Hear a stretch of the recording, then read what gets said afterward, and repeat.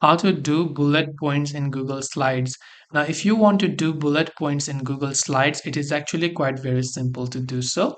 All you have to do is first of all go ahead and then open up your browser.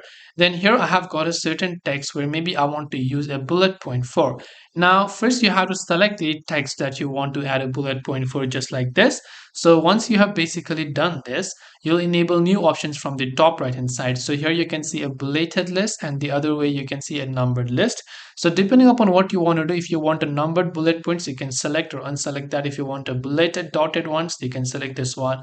Or if you're not comfortable with using this, then what you can also do is you can use a keyboard shortcut, which is Control Shift and 8. So on Windows it is Control Shift and 8. For Mac users, you can substitute the Control for Command key. I'm sure you know that, so you can press Command Shift and 8 instead to remove that bullet as well.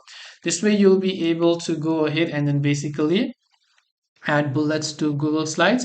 Hope this video was very helpful. If you have got any further questions, feel free to also leave them down below. Thank you for watching and see you in the next video.